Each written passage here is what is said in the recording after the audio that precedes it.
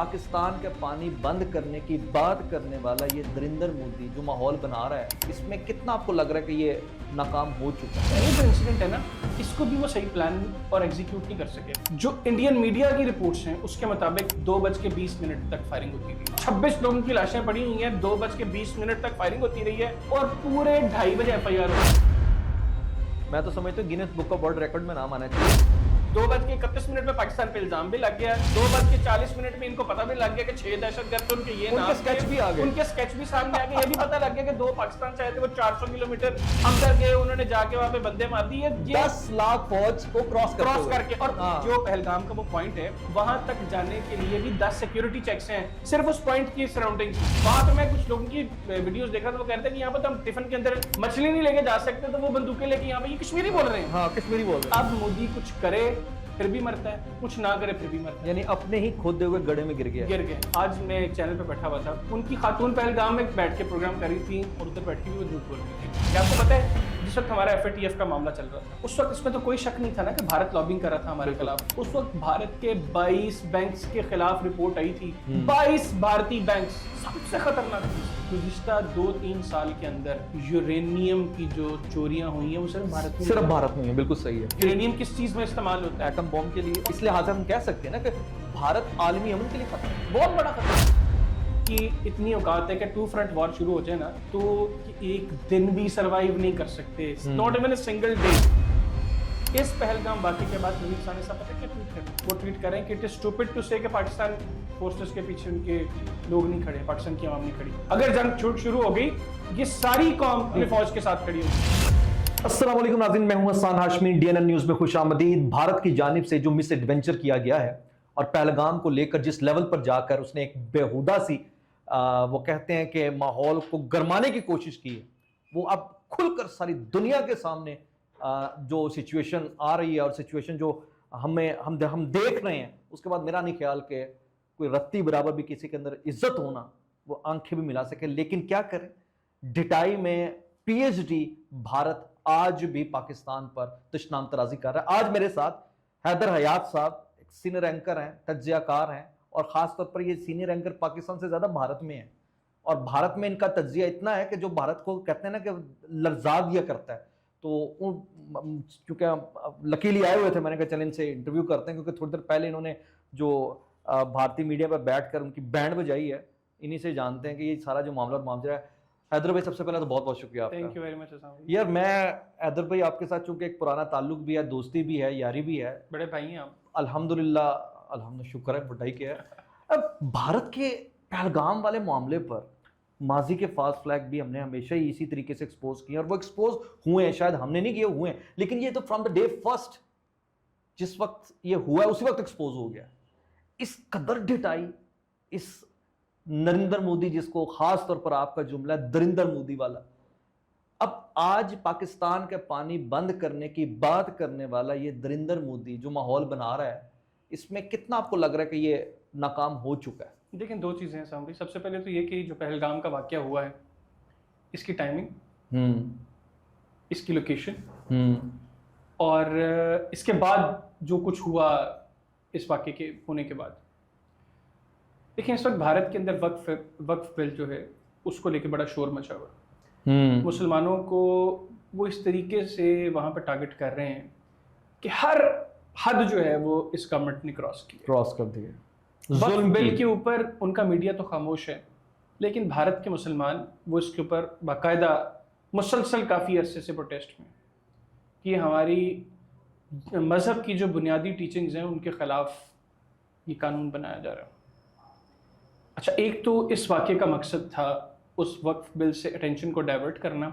Secondly, चूँकि यहाँ पे आपने देखा कि इस वाक़े के फ़ौरन बाद जो गोदी मीडिया है उसने जिस तरीके से इस वाक़े के ऊपर जो है वो आके उसको प्रोजेक्ट किया मीडिया के ऊपर, उन्होंने हिंदू मुसलमान की लड़ाई और फिर पाकिस्तान इंडिया की लड़ाई की तरफ गया ना। इनिशियली हिंदू मुसलमान की लड़ाई, भारत के अंदर मुसलमानों का जो हाल है वो आपसे मुझसे ढका छुपा तो नहीं है। वहाँ पर मुसलमान, मतलब हकीकत बता रहा हूँ कि बहुत से लोग मेरे साथ कांटेक्ट में हैं, और जब उनसे हालचाल पूछें तो वो सबसे पहले यार हमारा क्या हाल होगा, तो ये उनके क्या हाल होते होगा। हैं। बिल्कुल। तो एक तो इस वाक़े का मकसद ये था। दूसरा, इस वक्त मैंने जैसे ये वाक़या हुआ, तो मैंने ना गूगल पे सर्च किया कि 2025 में भारत में इलेक्शंस कहाँ कहाँ है, क्योंकि नॉर्मली इलेक्शंस के करीब इस तरह के वाकयात होते हैं। पुलवामा आपको बिल्कुल बड़ा हाईलाइट हुआ था। वो आज तक उनकी अपने लोग इस चीज के ऊपर यकीन नहीं करते कि पुलवामा जो है वो पाकिस्तान ने किया। बिल्कुल, लोग तंग आ गए कि हम हमारी जिंदगी उनके पार्लियामेंट में लोगों ने पूछा तो इनकी गवर्नमेंट और इनके इदारे जो हैं वो नहीं यकीन नहीं दिला सके थे कि उसके अंदर पाकिस्तान इन्वॉल्व था, या वो लोग इन्वॉल्व नहीं थे, वो यकीन नहीं दिला सके। अच्छा, इस वाकये के बाद मैंने जब गूगल किया तो मैंने देखा कि बिहार में इलेक्शंस हैं नवंबर में। ठीक, आपको पता है कि जब ये वाकया हुआ उस वक्त नरेंद्र मोदी कहाँ पे था? सऊदी अरब में। ठीक, और वजीर आजम का कोई जलसा होता है ना, किसी छोटे से छोटे मुल्क के वजीर आजम का भी जलसा हो तो 2-4-5 दिन की तो प्लानिंग होती है उसके बाद उसकी एग्जीक्यूशन की तरफ जाया जाता है, फिर जलसा होता है। अब ये Narendra Modi all the way Saudi Arabia से इंडिया आते हैं और इंडिया आके फौरन बिहार में जाके जलसे में तकरीर कर देते हैं। बिल्कुल, अपनी एक बड़ा इन्होंने फिल्म मतलब ड्रामाई अंदाज में किया जी, कि अपने दौरा मुख्तसर किया सऊदी अरब में, वापस हंगामी हालात आ गए, जंग का माहौल है, एयरपोर्ट पे जी वो गाड़ी वो ड्राइवर खोल रहा है दरवाजा, उसने कहा नहीं जी मैं एयरपोर्ट की मीटिंग करूंगा पहली। मतलब ये बड़ा उन्होंने ड्रामाई अंदाज में सब कुछ किया। और उसके बाद बिहार में जाके जलसा किया जहां पे अब अगले स्टेट इलेक्शंस हैं इंडिया के अंदर, और बिहार में इस वक्त बीजेपी की पोजीशन की बहुत मजबूत नहीं है। वहां पे जाके इन्होंने फिर वही एंटी पाकिस्तान रेटिक जो इंडिया में हर इलेक्शन के अंदर बिकता है उसको उन्होंने भरपूर तरीके से बेचा। मार कहाँ पे खा गए? मार सर वो ऐसे खा गए कि उनका ही अपना जो पालतू मीडिया गोदू मीडिया उसने इतना एग्जैजरेट कर दिया चीजों को, इतना एग्जैजरेट कर दिया चीजों को, इतना प्रेशर इंडियन गवर्नमेंट पर आ गया है इस वक्त कि अब मोदी कुछ करे फिर भी मरता है, कुछ ना करे फिर भी मरता है, यानी अपने ही खोदे हुए गड्ढे में गिर गए। ठीक, तो अब कुछ करें वो क्या हो सकता है? पाकिस्तान के खिलाफ कार्रवाई। और पाकिस्तान किस तरह तैयार है, पाकिस्तान की फोर्सेस का जवाब कैसा होगा, इस चीज का उनको अंदाजा है कि ये ना हो कि एक और शर्म जो है वो 27 फरवरी की तरह की हमारे गले पड़ जाए। लेकिन यहाँ एक पॉइंट जो मैं खास तौर पर रेज करना चाह रहा हूँ, मैं देख रहा हूँ कि उस पर ज्यादा फोकस होना चाहिए लेकिन हो नहीं पा रहा हमारे मीडिया का भी, कि माजी की निस्बत इस मरतबा अब जब इस नरेंद्र मोदी ने ये एडवेंचर किया है या फास्ट फ्लैग ऑपरेशन किया है, एक हालात इंटरनेशनल सिनेरियो में भी अगर देखेंगे तो अमेरिका, कनाडा और बरतानिया खास तौर पर वो इसे दहशतगर्द एज ए स्टेट डिक्लेयर कर चुके हैं। वो जो सिखों का मामला जी, 5 आइज की इन्वेस्टिगेशन की रिपोर्ट बता रही है कि भारत स्टेट एक्टर्स के जरिए दहशतगर्दी करवाता है। तो ये एक बहुत बड़ा कह सकते हैं कि स्लर है एक मुल्क के ऊपर। आपको लगता नहीं है कि मौजूदा हालात में एक दहशतगर्द डिक्लेयर्ड दहशतगर्द स्टेट पाकिस्तान पर जब इस किस्म के इल्जाम लगा रही है तो हम इसको ज्यादा बेहतर अंदाज में इंटरनेशनली और नेशनली एक्सपोज कर सकते हैं? सर पाकिस्तान के ना कुछ मसाइल हैं, उनमें सबसे बड़ा मसला ये है कि हम अपने दुश्मन के खिलाफ इस तरह एक्टिव तब तक नहीं होते जब तक हमें अंदाजा नहीं होता कि अब कुछ होने वाला है। हम लोगों को ये आपका और मेरा फर्ज बनता है। बिल्कुल, मैं वही कह रहा हूं ना, मैं तो आपका और मेरा फर्ज बनता है कि हम करें, हमारी जात पर दहशतगर्दी की बात करें तो कैसे करें? वो ही नहीं है यार। तो ये आपका और मेरा फर्ज बनता है, लेकिन हम लोग चीजों को उस तरह स्टडी नहीं करते। हमें बहुत कम लोग हैं जो इस तरह की चीजों को स्टडी करते हैं, और जो करते हैं बस वही चंद लोग हैं जो इसके ऊपर उस तरह गुफ्तगू करते हैं। अदरवाइज बाकी लोग बहुत सी चीजों से अवेयर नहीं। मेरा तो दिल कर रहा था कि वजीर आजम खिताब करते और वजीर आजम खिताब करते हुए 5 आइज एजेंसीज की इन्वेस्टिगेटिव रिपोर्ट पूरी कौम के सामने रखते, पाकिस्तान के नेशनल मीडिया को एक पॉलिसी दी जाती कि ये जो 5 आइज की रिपोर्ट है इसे मैं आपको यहाँ पे टोकता हूँ जी, उसके लिए हम आज का इंतजार क्यों करते हैं? जब आई थी हम तब भी क्यों ना उसके ऊपर बिल्कुल ठीक प्रोपेगेंडा करते जो इंडिया करता है। हाँ, हम क्यों एक मैं समझता हूँ हसाम भी हमारे मीडिया में एक बड़ा मसला है, हमारे यहाँ इंग्लिश चैनल्स नहीं है।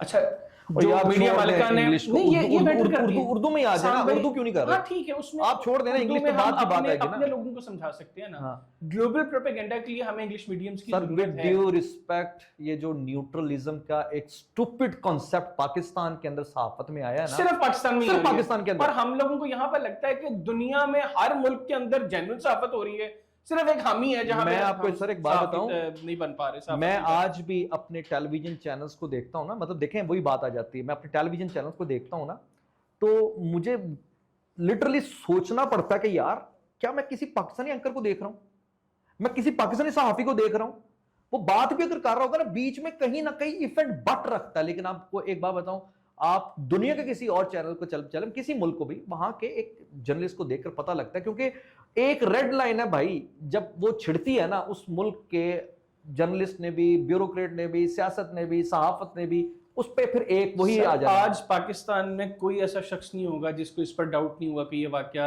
नरेंद्र मोदी ने खुद करवाया। पाकिस्तानी अवाम तो पूरे तरीके से एक कह रही है, एक पेज वो पे है। लोग भी जो चंद दिन पहले तक उनकी अप्रोच थोड़ी सी मुख्तलिफ थी, आज उनका भी यही कहना है। लेकिन क्या वजह है कि हम उस तरह नहीं ग्लोबली प्रोपेगेंडा कर पा रहे हैं? क्या वजह है कि हम वेस्ट को या दुनिया के बाकी ममालिक की उस चीज के ऊपर कन्विंस नहीं कर पा रहे? ये वजह है कि चंद लोग हैं जो उसको उन मीडियम्स पे प्रोपेगेट करते हैं जहां पे करना चाहिए। हैदर भाई, अब तो हमें कन्विंस करने की जरूरत ही नहीं है। अब तो अमेरिका खुद विक्टिमाइज्ड है भारत का। अब तो कनाडा खुद ममालिक है ना, इनके जो इंटरेस्ट्स हैं वो इन चीजों से बड़े बढ़ के हैं। लेकिन भाई भारत एक बहुत बड़ी मार्केट है, इसको हमें समझना पड़ेगा। लेकिन भारत, इससे तो कोई इनकार नहीं है ना कि इंडिया एक बहुत बड़ी मार्केट है। 1.5 अरब के करीब उनकी अब आबादी पहुंचने वाली है। तो 1.5 अरब की आबादी, मतलब दुनिया की आबादी अगर 7 अरब है तो उसमें सिर्फ 1.5 अरब इंडिया में बैठा होगा। चाइना तो किसी को आने नहीं दे रहा, चाइना की तो अपनी इंडस्ट्रीज इस तरह की है। तो दुनिया के इंटरेस्ट हमेशा से इकोनॉमी के एतबार से रहे हैं, इसलिए वो भारत को नहीं उस तरह छेड़ते। नहीं, छेड़ दिए हुए हैं आपको, अब देखें तो सही। लेकिन उसके बावजूद देखें ना, सफारतकार आ गए इधर। बिल्कुल, वो देखिए, मैं अगेन वही बात कर रहा हूँ, उन्होंने एक बहरहाल एक रिटेलिएशन दी है। मैं समझता हूँ कि आज के इस बिलखुसूस इस वाक़े के ऊपर अगर किसी बड़े मुल्क ने एक सही रोल प्ले किया, वो सिर्फ कनाडा है। कनाडा के अलावा बाकी जितने बड़े ममालिक हैं उन्होंने अपने इकोनॉमिक इंटरेस्ट को देखा है। देखिए, अमेरिका में इन्होंने कोशिश की सिख लोगों को कत्ल करवाने की, पकड़े गए, पकड़े गए, वहां पे रिपोर्ट्स आई। कनाडा में पकड़े गए, लेकिन अगर कोई खड़ा रहा तो वो सिर्फ कनाडा है। अमेरिका ने सामने अपने इंटरेस्ट, अमेरिका ने भी तो निकल गुप्ता को किया, लेकिन उसके बाद उन्होंने उस तरह इंडिया के साथ ब्लेम गेम शुरू नहीं की, या इंडिया को उस तरह विक्टिमाइज करना शुरू नहीं किया, कनाडा ने किया। तो ये करेज भी सब में नहीं होती। आपको पता है, अभी रिसेंटली पूरी सिख कम्युनिटी ने, जो इंडियन फोर्सेस के अंदर सिख कम्युनिटी है, उन्हें अपील की है कि पाकिस्तान के खिलाफ अगर ये जंग के लिए कहते हैं, मोदी की जंग मोदी की जंग में नहीं जाना, क्योंकि वो इंसानियत के खिलाफ है। बिल्कुल ऐसी। और अभी आप देख नहीं रहे कि इस वक्त एक और बहुत बड़ी डेवलपमेंट हुई है। वो मोदी तो बेसिकली भारत एक फ्रंट फेस है ना, उस फ्रंट फेस किसका है? इंडिया, इसराइल और अमेरिका का। आज अमेरिका और इसराइल दोनों सामने आने पर मजबूर हो गए, वरना इससे पहले आप देखते हैं कि पीछे तो वही होते हैं। स्पेसिफिक मामले के अंदर ही आपको पता है कि कश्मीर में जो पहुंचे हैं, जी बिल्कुल, कितनी बड़ी बात है। हमारे पास पूरी रिपोर्ट्स हैं, ऑथेंटिक रिपोर्ट्स हैं कि 15 से 20 लोग जो टेक्निकली बड़े इक्विप्ड हैं मुख्तलिफ चीजों से, फौजी हैं उनके, और वो क्या करने आए वहां पर? वो क्या करने आए? आपको याद है जब अभिनंदन गिरफ्तार हुआ था, तब भी ये खबरें चली थी, इससे पहले भी ये खबरें चली थी कि ये बेसिकली ये ट्राइका है, उसके जरिए, ये भारत के जरिए सारा काम करते हैं। लेकिन क्या लगता नहीं कि ये हमारी कामयाबी है कि आज इनके ये सारे जो मेन किरदार है सामने आने पर मजबूर हो गए? अच्छा, ये किसी हद तक आप ठीक कह रहे हैं, लेकिन मैं फिर कहूँगा कि दुनिया में इस तरह के मामला को लेकर ना, ये प्रोपेगेंडा वारफेयर जो है, ये बड़ी इंपॉर्टेंट है। मतलब प्रोपेगेंडा लफ्ज से आप इसको ना समझें कि प्रोपेगेंडा लफ्ज का मतलब है आप प्रोपेगेट करें, उसको बताएं, बार करें, उनको हैमरिंग करें। यस, उसमें हम कहीं ना कहीं पीछे हैं सर। हमारी अपनी जो मजबूरियां, जो मसाइल हैं, वो हमें नहीं उस तरह खुल के हम, लेकिन देखिए ना, अब हम खुलकर ये बात कर रहे हैं कि जनाब इस वक्त इसराइली जो दहशतगर्द, मैं तो दहशतगर्दी कहूंगा ना, दहशतगर्द, हाँ ठीक है, इसमें कोई शक ही नहीं। हाँ, इसराइली दहशतगर्द मकबूजा कश्मीर में मौजूद हैं। मकबूजा कश्मीर पूरी दुनिया की सबसे बड़ी छावनी, जहां 8 लाख भारतीय दहशतगर्द मौजूद हैं। 10 लाख से ज्यादा ओके 10 लाख से ज्यादा दहशतगर्द, इक्विप्ड रियासती दहशतगर्द जिसे हम कहेंगे, वो मौजूद हैं। अब मजेदार बात जहां पर यह है कि हम तो प्रोपेगेट कर रहे हैं, हमें मजीद इसे करना चाहिए, ठीक है ना। हमें दुनिया को दिखाना चाहिए कि भारत क्या कुछ करता है। हम असल में अपने कुछ मसाइल में घिरे हुए हैं, लेकिन मैं समझता हूँ कि अब ये जो अप्रोच गुज़िश्ता चंद माह में ये अप्रोच डेवलप हुई है, ये अब उस तरफ जा रही है कि आने वाले चंद सालों में हम बुरी तरह एक्सपोज करेंगे। आपको पता है, जिस वक्त हमारा FATF का मामला चल रहा था, उस वक्त इसमें तो कोई शक नहीं था ना कि भारत लॉबिंग कर रहा था हमारे खिलाफ, बिल्कुल। और फिर अल्टीमेटली हम ग्रे लिस्ट से निकल आए। उस वक्त भारत के 22 बैंक्स के खिलाफ रिपोर्ट आई थी कि वो टेरर फाइनेंसिंग में इन्वॉल्व है। 22 भारतीय बैंक्स। लेकिन हमने नहीं उसको प्रोपेगेट किया। बड़े हाँ। चंद लोग थे जिन्होंने इसके ऊपर बात की।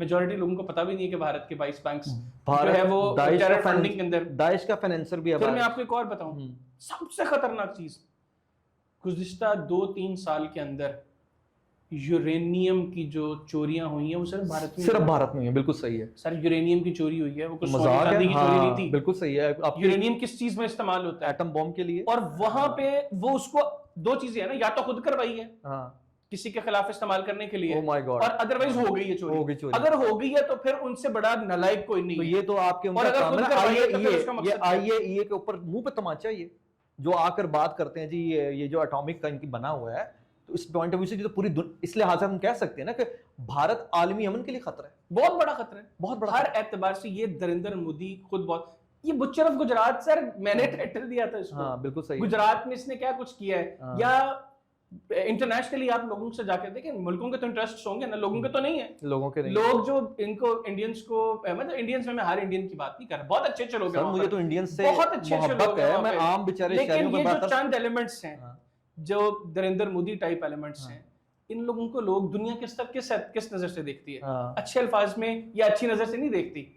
लोगों को पता है कि ये घटिया लोग हैं, हाँ, और लोग इनको अपने उसी अल्फाज में याद बेचारे करते अपने हैं, शहरियों को मरवा रहे हैं यार, सिर्फ अपने इंटरेस्ट को सर्व हाँ, करने के अपने लिए। सर्व करने के लिए। और इसमें जो गोदी मीडिया रोल प्ले कर रहा है हाँ। साम भाई, अगर उनमें थोड़ी सी गलत हो, आज मैं एक चैनल पे बैठा हुआ था, उनकी खातून पहलगाम में बैठ के प्रोग्राम कर रही थी। अच्छा, पहलगाम पे जी वहां इलाके से में? तकरीबन 10-12 किलोमीटर के फासले पे ना, अच्छा। एग्जैक्टली जो साइट जी जी जी जी। तो वहां पे बैठ के वो प्रोग्राम कर रही थी, और उधर बैठ के भी वो झूठ बोल रही थी। अच्छा, उधर बैठ के भी, मतलब अगर 26 लोग वाकई मरे हैं तो ये कोई मतलब इस खुशी का मौका तो नहीं था ना। आप भी अफसरदा होंगे बिल्कुल। अगर 26 मासूम लोग, वो हाँ। किसी भी मजहब से हो, हाँ। किसी भी मुल्क से हो, हकीकी मानों में तो हम हमें इस वक्त, अफसोस इस चीज के ऊपर हम तो अफसोस इस है। वक्त भारतीय शहरियों की भी जंग लड़ रहे हैं भाई। ठीक है, हाँ। लेकिन वो गोदी मीडिया नहीं कर रहा। हाँ। और सिर्फ इस वजह से आप उनके प्रोग्राम्स देखें, इंडिया इतना बड़ा मुल्क है, वहाँ पे कोई मसला नहीं है। आप उनके डेली 5 प्रोग्राम्स अगर हर चैनल कर रहा है ना, उनके 3.5 प्रोग्राम्स पाकिस्तान के इश्यूज पे होते हैं। हाँ। वो 1.5 प्रोग्राम जो है ना, उसमें उन्होंने हल्की हल्की मौसीकी पे अपनी ऑपोजिशन को टारगेट करना हाँ। होता है। दूसरा, ये जो इंसिडेंट है ना, इसको भी वो सही प्लान और एग्जीक्यूट नहीं कर सके। जो इंडियन मीडिया की रिपोर्ट्स हैं उसके मुताबिक 2:20 तक फायरिंग होती रही। 2:20 तक फायरिंग होती रही है पहलगाम के अंदर। 6 किलोमीटर उस साइड से पहला थाना है, जो करीबी थाना है ना, वो 6 किलोमीटर दूर है। हाँ। अब 26 लोगों की लाशें पड़ी हुई हैं, 2:20 तक फायरिंग होती रही है, और पूरे 2:30 बजे FIR होगी। 10 मिनट में वो 26 लाशों को लोग छोड़ के, वो पता नहीं वो कौन सी मैराथन उन्होंने जीती हुई थी। एक और भी तो इसमें बड़ा मजेदार चीज है ना, मैं तो समझता हूँ Guinness book of world record में नाम आना चाहिए कि जब आपका वाकया स्टार्ट हुआ उसके अगले ही मिनट पाकिस्तान में, पे इल्जाम लग गया, अगले ही मिनट में फटे चलने शुरू हो गए हैं। तो मैं ये बता रहा हूँ ना कि उनकी अकल मत मारी गई। एग्जीक्यूट नहीं कर सके ना, नहीं थोड़ा कर वेट सके। करते। हाँ, वेट करते। अगर इन्होंने करना था ये ना, खबर अच्छे को तरीके से निकलने में करते। आधा घंटा तो अगर निकलता ही झूठ है। बोलना था, पाकिस्तान को बदनाम करने की कोशिश करनी थी, तो थोड़ा प्लान करते करते। 2:20 पे फायरिंग खत्म हो रही है, 2:30 बजे FIR होगी।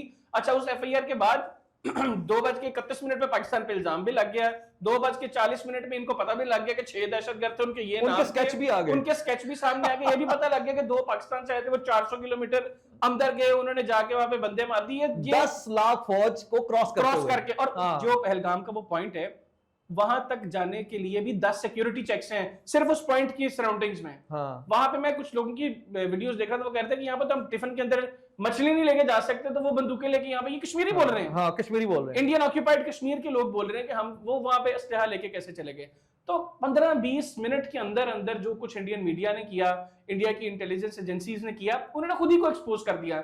लेकिन अब सिर्फ जी शऊर भारतीय इस चीज को अंडरस्टैंड कर रहा है। ठीक है ना, वहां की ऑपोजिशन ने कंडेम किया, अमित शाह ने कहा, लेकिन उन्होंने कहा कि हमारी सिक्योरिटी फोर्सेस का फेलियर है, हमारी गवर्नमेंट का अल्टीमेट फेलियर है। बिल्कुल, डेफिनेटली। लेकिन पता उनको भी है कि ये सबके पीछे कौन है। हाँ, सब जानते हैं, इंडिया में हर शख्स जानता है कि ये वाकया नरेंद्र मोदी ने खुद करवाया। हाँ, मतलब पिछले फॉल्स फ्लैग ऑपरेशन में चले 1-2 दिन लगे ही हैं पता लगने में, लेकिन ये वो नहीं, अब तो अगले ही हमें पता लग गया कि भाई, बिल्कुल अगले ये सेकंड में कहते हैं तो भारत ने वैसा फास्ट फ्लैग ऑपरेशन किया है जैसे कि अगर आप बूझ ले मेरे हाथ में क्या है तो अंडे तुम्हारे, और अगर बूझ लो कितने हैं तो तीनों तुम्हारे। बिल्कुल। मकसद जहां पर ये है कि अब ये जो कह रहे हैं कि जी पानी बंद कर देंगे, मुझे ना हाफिज सईद साहब का एक जुमला याद आ रहा है कि हम तुम्हारी सांसें बंद कर देंगे, तुम्हारे लहू से दरिया बहा देंगे, पूरे दरियाओं को लाल कर देंगे, उस पानी को लाल कर देंगे, जैसे तुम बंद करने की बात कर रहे हो। और अभी बिलावल साहब ने भी ये जुमला बोला है। जी, वो टेक्निकली बंद नहीं कर सकते सामने।